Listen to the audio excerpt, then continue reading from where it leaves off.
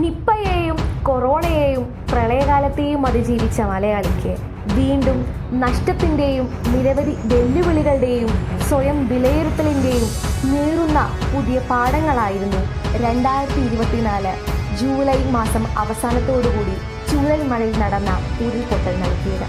ഇതിൻ്റെ പശ്ചാത്തലത്തിൽ AUP school കരുമാനാംകുറിശ്ശിയിലെ വിദ്യാർത്ഥികളായ അനശ്വരയും Rashad നടത്തിയ പ്രൊജക്റ്റിലേക്ക്. കേരളത്തിൽ ഉരുൾപൊട്ടൽ തുടർക്കഥയും എന്ന വിഷയത്തെക്കുറിച്ചുള്ള പ്രോജക്റ്റാണ് ഞങ്ങൾ അവതരിപ്പിക്കുന്നത്.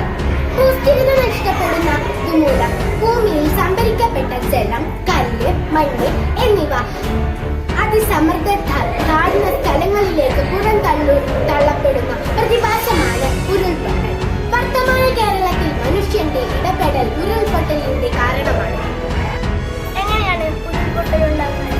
മലമുകളിൽ കനത്ത മഴ പെയ്യുമ്പോൾ വൻതോതിൽ വെള്ളം ഭൂമിയിലേക്ക് ഇറങ്ങി വരികയും ആ വെള്ളക്കെട്ട് മലയടിവാരങ്ങളിലെ മണ്ണിനെ ഉറപ്പില്ലാതെ വരികയും ചെയ്യുമ്പോഴാണ് ഉരുൾപൊട്ടൽ ഉണ്ടാകുന്നത്. ഉരുൾപൊട്ടൽ ഉണ്ടാകുമ്പോൾ ശ്രദ്ധിക്കേണ്ട കാര്യങ്ങൾ എന്തൊക്കെയാണ്? കാലാവസ്ഥാ കേന്ദ്രത്തിന്റെ മുന്നറിയിപ്പ് അവഗണിക്കാതിരിക്കുക, സാധ്യതാ സ്ഥലത്തു നിന്നും മാറി താമസിക്കുക, വൈദ്യുത ബന്ധം വിച്ഛേദിപ്പിക്കുക എന്നിവയെല്ലാമാണ് ശ്രദ്ധിക്കേണ്ട കാര്യങ്ങൾ. ഉരുൾപൊട്ടൽ ഉണ്ടാകാനുള്ള കാരണങ്ങൾ എന്തൊക്കെയാണെന്ന് നമുക്ക് നോക്കാം.